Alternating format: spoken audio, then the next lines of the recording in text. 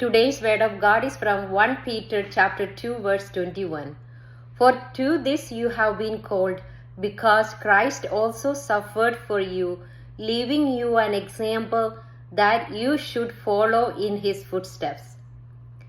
Jesus' passion was not only for our redemption, but also an instruction to follow his path.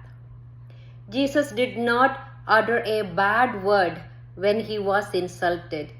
He did not threaten when he suffered cruelly. Instead, he entrusted himself to the one who judges justly. The sinless Jesus bore our sins in his body on the cross, so that we, those sinners, might live for righteousness. By his wounds we have been healed.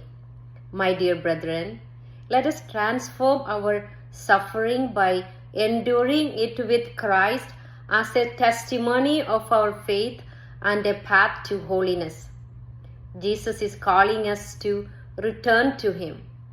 He is our good shepherd and the guardian of our souls. Amen. ഇന്നത്തെ വചനവായന 1 പത്രോസ് 2-ാം അധ്യായം 21-ാം തിരുവചനം. ഇതിനായിട്ടാണ് നിങ്ങൾ വിളിക്കപ്പെട്ടിരിക്കുന്നത്. എന്തെന്നാൽ ക്രിസ്തു നിങ്ങൾക്കു വേണ്ടി സഹിക്കുകയും നിങ്ങൾ അനുകരിക്കുന്നതിനു വേണ്ടി നിങ്ങൾക്ക് മാതൃക നൽകുകയും ചെയ്തിരിക്കുന്നു. ക്രിസ്തു നമ്മുടെ പാപങ്ങൾക്കും നമ്മുടെ വീണ്ടെടുപ്പിനുമായിട്ടാണ് അതിക്രൂരമായ നിഷ്ഠൂരമായ മരണത്തിനു വിധേയനായത്. അവൻ നിന്ദിക്കപ്പെട്ടപ്പോൾ അവൻ പകരം നിന്ദിച്ചില്ല. പീഡനമേറ്റപ്പോൾ അവൻ ഭീഷണിപ്പെടുത്തിയില്ല. പിന്നെയോ നീതിയോടെ വിധിക്കുന്നവന് തന്നെ ഭരമേൽപ്പിക്കുകയാണ് ചെയ്തത്.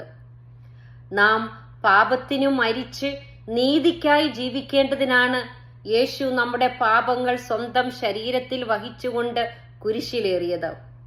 അങ്ങനെ അവന്റെ മുറിവിനാൽ നമ്മൾ സൗഖ്യമുള്ളവരാക്കപ്പെട്ടിരിക്കുന്നു.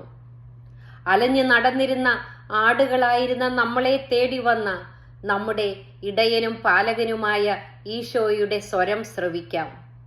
അങ്ങനെ ഒരാട്ടിൻ പറ്റവും ഒരിടയനുമാകാനുള്ള സ്വർഗസ്ഥനായ ആബാ പിതാവിന്റെ സുന്ദര സ്വപ്ന സാക്ഷാത്കരണത്തിനായി നമുക്ക് യത്നിക്കാം.